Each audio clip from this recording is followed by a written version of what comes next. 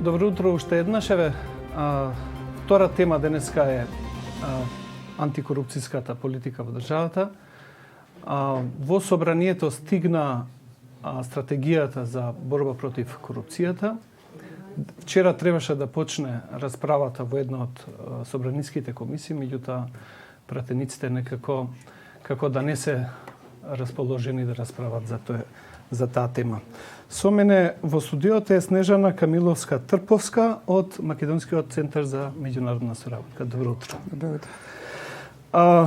Снежана, прво сакам да ве прашам како во стратегијата ДКСК се фали дека процесот бил инклузивен, дека биле вклучени сите. Еве вие како експерт од страна, како го оценувате целиот процес на усвојување и донесување на ова стратегија? Па пред се мора да се потврди тоа дека е вистина, дека беше инклузивен процесот, беше транспарентен, доста беше широк опфатот на засегнати страни кои што беа повикани од страна на Државната комисија за спречување на корупција да земат учество во креирањето, односно во драфтирањето на првата национална стратегија за борба против корупција. Наверно кажувам прво, бидејќи претходните беа нели државни стратегии, државни програми. Така да од таа гледна точка тој процес беше така креиран, но проблемот се појави од страна на партиципативноста на засегнатите страни да учествуваат во тој процес. И покрај тоа што голем број на државни институции, приватен сектор преку бизнис заедниците и граѓанските организации беа поканети на големиот број на работилници кои што беа утврдени за креирање на овој документ, можеме да заклучиме дека оние државни институции кои навистина треба да бидат таму и да дадат реален придонес во креирање на оваа национална стратегија, не беа присутни или пак и оние кои што не беа реално спремни да дадат суштински придонес во креирањето на овој документ. Што говори таквата неподготвеност на институциите да учествуваат во изготвување на стратегијата и да дадат конкретни предлози како да се бориме против тоа зло? Тоа што и постојано го констатираме, а тоа е немање на доволна политичка волја за да се работи на прашањето за борба против корупција. Треба да бидеме свесни дека оваа национална стратегија не е стратегија која што се однесува само за ДКСК, туку е стратегија која се однесува на сите засегнати страни и таа заедно со акцијскиот план треба да биде имплементирана од било која државна институција која што ќе биде таргетирана преку оваа стратегија и тој акцијски план да спроведе одредена политика. Ако тие од самиот старт не се тука присутни да помогнат во креирањето и да ги утврдат оние спорни прашања, односно да ги утврдат ризиците од корупција, тогаш во делот на имплементација можеме да очекуваме уште помала спремност. Дали тоа е причината и за тоа што постои една дискрепанца меѓу оценката на состојбите и акцијскиот план кој треба да следи после во имплементација на тие политики? Токму така, треба да бидеме свесни дека националната стратегија е креирана од страна на покрај вклученоста на засегнатите страни и од експерти, така да поедноставно валјда било дело да се утврди кои се ризиците, отколку понатаму оној фидбек кој што треба да го дадат засегнатите страни, како тоа истото да биде имплементирано. Еве, генерално, можете да дадете една општа оценка. Како ја оценувате ова стратегија, овој завршна верзија која што веќе е пред собрание? Стратегијата на некој начин го следи теркот и на досегашните стратегии кои што ги има утврдувано ДКСК, со тоа што постојат повторно 12 столба кои што се креирани и сега се утврдуваат и оние некои хоризонтални мерки, односно општи мерки кои што се сметаат дека се ризик за корупција на секаде. Може би требаше да се отиде на некој малце поинаков пристап, односно да се креираат приоритетни области во кои што ќе се бориме против корупцијата во наредниот период, од причина што ние сме свесни дека секоја втора државна институција во државава ќе каже дека нема капацитети, што човечки, што административно, што канцелариски и дека не можеме да очекуваме дека тие ќе бидат спремни во било кој момент да ја имплементираат на начин како што е предвидено во самата национална стратегија и во самиот акцијски план. Или, еве, како чист еден пример, дали во држава во овој момент треба да гледаме на корупцијата и спортот како приоритетна област, или пак може би треба да се осврнеме на некои подруги поприоритетни теми како што е корупцијата во здравството, во образованието и слично. Практично оние најжешки теми се стават во ист кош со сите други области каде што можно е да има одреден степен на корупција, меѓутоа не е најголемиот извор на корупција. Не треба да го негираме фактот дека во секоја една област може да постои корупција, дека постои ризик од корупција. Но дали ние во овој момент треба да се сконцентрираме кон сите или пак треба да се сконцентрираме кон оние кои што ни се, што би се рекло, жежо костен? Според вас, кои се тие три области на кои ние како земја треба да посветиме поголемо внимание?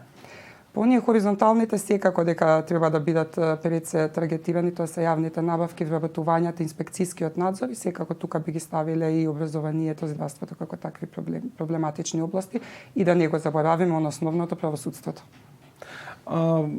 Мене навистина, читајќи ја стратегијата, јас тотално бев збунет. Затоа што од една страна ние тврдиме дека имаме превработеност во јавниот сектор, во државната администрација, а гледам тука дека оние институции кои што се надлежни да, нели, инспекцијски надзор, да следат корупцијата во државата, велат дека немаат капацитети. Како вие тоа го објаснувате? Па тоа е валјда предпоставувам проблем кој што веќе години наназад ни се провлекува и на кој што не ни можеме да дадеме никој конкретен одговор. Точно, превработеноста постои, а од друга страна спремноста на институциите да ги превземат надлежностите кои што им произлегуваат со закон, речиси да ја нема. Тука би го поврзала, можеби не е само превработеноста како прашање, туку и ресурсите како такви, што и самата национална стратегија ни е пример за тоа. Па се поставува прашањето, бидејќи таа истата е конципирана од страна со средства на странски донатор, дали ДКСК ќе имаше можност тоа истото да го спроведе доколку останеше на ресурсите кои што ги има во буџетот, кој што е предвиден за тековната година. Така да и постојат многу отворени прашања на таа тема. Значи, без подршка на донаторите, ние ни ова стратегија немаше да имаме. Можеме само да предпоставиме дали ќе ја имало или ќе ја немало, но како и да е, странските донатори утврдија дека треба да се вложат средства за да се крива ваков документ во кој што сите засегнати страни ќе бидат вклучени за конципирање на истиот.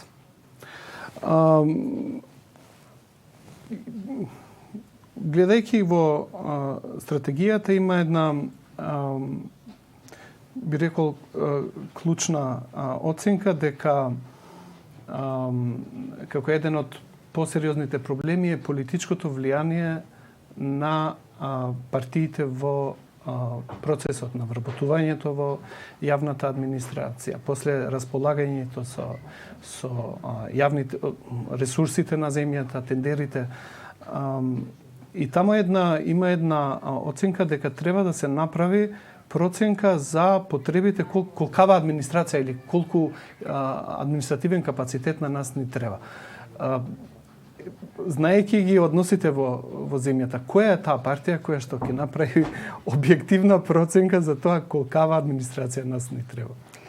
Па која идеја веќе ќе треба тоа да се направи, тоа е факт кој е неминовен факт кој што ќе мора да се спроведе во одреден момент, се со цел да можеме точно да ги намалиме ризиците од корупција по тоа прашање.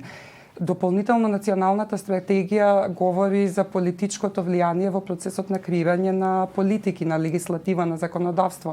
И тоа е неминовен факт исто кој што ќе треба да го пренапрегнеме. Имено тоа го гледаме во последниот момент го гледаме со законот за јавното обвинителство. На крај се сведува дека политичките партии се оние кои што влијаат врз создавање и кривање на текстот на самиот закон и покрај само една јавна дебата после година дена која што беше организирана по веќе утврден текст. Ние имаме од 90-та година имаме тренд на зголемување на јавната администрација. Дали мислите дека во Македонија има таква политичка клима која ќе рече дајте да направиме реална проценка за тоа што ова јавна администрација не е неефикасна, треба да ги зајакнеме тие институции кои што треба да го следат тој процес на или движењето на корупцијата во земјата. Гледате вие таква политичка волја кај воопшто кај политичкиот спектрум кој што е на сцена? Па веќе на почетокот го спомнавме фактот дека не постои реална политичка волја, особено кога збориме за борбата против корупцијата. Па така да и ова прашање на некој начин се поврзува со на претходното. Фактот е дека сите меѓународни извештаи го констатираат тоа дека треба да се работи во делот на јавна администрација, нејзино намалување, односно пред се нејзино реално утврдување колкава е потребата на истата и која и да е политичката партија која што ќе ја предводи оваа држава, која и да е таа гарнитура, во одреден момент ќе мора да пресечи да го превземе тој ризик и да работи на ова прашање. Има една тенденција во стратегијата, оценките кои што се дадени по разни области не се доволно подкрепени во акцискиот дел. Таму кај што, например, не знам, како главен проблем во здравството се третира набавките, например, или формирањето на цените. Меѓутоа, ја во акцискиот план гледам малку или воопшто нема конкретни чекори што треба да се направи за да се елиминира таа состојба. Па тоа го поврзуваме со моментот дека токму во процесот на креирање на самиот документ, засегнатите страни, односно оние кои што ќе треба да ја имплементираат самата национална стратегија, не биле од старт присутни за да кажат на кој начин и во која насока треба да се одвива креирањето на одредена политика, односно на кој начин ќе се имплементира истата. Тој недостаток не може експертот самиот да го замени, односно не може самиот да го понуди решението ако немаме фидбек од соодветната институција. Треба да бидеме свесни дека националната стратегија, оваа национална стратегија е прва национална стратегија која што се усвоила од страна на собранието. Ова не е стратегија која што ја носи самиот ДКСК и он треба самиот да ја имплементира. Имплементатор на оваа стратегија се сите државни институции.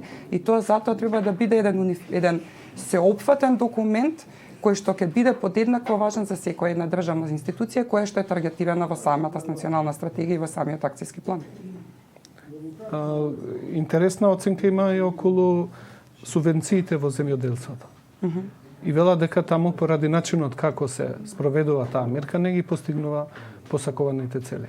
Меѓутоа нема како тоа да се справиме, како да воведеме или да ги укинеме или како да направиме промени кои што на начинот на исплата кои што би, например, или ќе го зголеми квалитетот на земјоделското производство или обемот, пошто ние ни едното ни другото не го постигнуваме. Па токму повторно се поврзуваме со сето тоа далеко тоа дека треба да се укинат субвенциите, сепак тие се мерка која што допринесува и за развој на земјоделието, така да не треба да се оди кон такво нешто да се укинат истите, но треба да се направи преоценка на ризикот како се спроведуваат, а воедно и да се поврзи со инспекцискиот надзор. Ако ние имаме соодветен инспекциски надзор на тоа како се спроведуваат субвенциите, ако се гледа дека постои казнивост, тогаш верувам дека и самиот процес ќе бил многу поадекватен и посоодветен. Истото се однесува и на секторот во медиуми која што директно и нас не засега.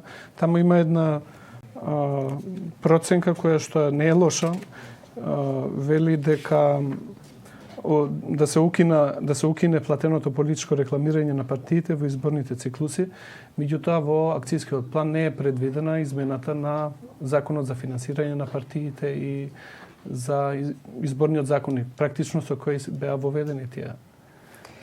Па со оглед на тоа дека директно учествував во тој столб медиуми и граѓанско општество, можам да дадам и некоја своја слика за тоа како се одвиваше текот на кој што се водеше на таа работна група. Основниот проблем беше што бидејќи ДКСК организираше повеќе работилници кои што беа наменети за самата национална стратегија, разноликоста на тоа кој беше учесник во едната, во другата и во третата работилница доведе до тоа да можеби нема финален унифициран став за тоа како ќе се регулира оваа област. Именно додека на првата работилница имавме представник само од медиум, лице од новинар, односно од медиум, на втората имавме само регулатор. И се доведовме во ситуација да има различни перцепции и ставови за тоа како треба одредена политика да се креира, што на крај се остави простор да самиот експерт утврди кој е најдоброто решение за самиот столб медиум. Сакате да речете дека ни медиумите, ни новинарските организации не беа заинтересирани да се вклучат во оваа дискусија? Ја ви кажам каква беше во моментот сликата за тоа кој беше учесник на истата, а во кој момент кој биле поканети не можам да тврдам бидејќи нели не сум представник на ДКСК, но фактот дека на едната работилница имаше само представник од новинарите, на втората имаше само од регулаторот, е доволна слика за тоа како изгледаше самиот тек на делот на медиуми за столбот медиуми. Како експерт, како ја оценувате вкупната состојба на состојбата со корупцијата во Македонија? Дали имате некои податоци? Дали ние на тоа поле се подобруваат работите или одиме кон полошо? За подобрување не можеме никако да го констатираме тоа. Имено МЦМС извади извештај за перцепција на корупција во 2019 година, што прв пат по неколку години наназад стандардното 5-то место како општествен проблем го држеше корупцијата, сега веќе се искачи на 4-то место, што да е доволен податок за тоа дека перцепцијата на граѓаните е дека корупцијата е се повеќе поприсутна и дека се повеќе и поголем општествен проблем. Дополнително, кога тој факт ќе го поврземе со тоа и дека криминалот е на многу високо место, криминалот кој што секако иде рака под рака со корупцијата, доаѓаме до фактот дека корупцијата и како завзима големи мерки, односно завзима многу големо значајно место во општеството како општествен проблем. А она што можеме да го констатираме за тоа зошто се повеќе имаме корупција е фактот дека таа е неказнива. Согласно нашата анализа, произлегува дека околу 300.000 граѓани биле вклучени во 2019 година, биле вклучени во некаков коруптивен процес, односно во коруптивно дело. Кога тоа ќе го транспонираме на оние колку што се осудени за корупција, а тоа се некои 90 лица, испраќа дека 0,012% е процентот на казнивост во државата на основ на корупција. Тоа е исклучително мала бројка, мораме да признаеме, и тоа е само доказ за тоа како ние сме спремни да се справиме со корупцијата во државата. Ствари, како ние не сме спремни да се справуваме. Што е пак, извинете, што е пак показател за тоа дека основно треба да гледаме на тоа дека правосудството какво такво мора да го реформираме се побрзо, во многу скоро време, се со цел да биде соодветно за да се бори во борбата против корупцијата.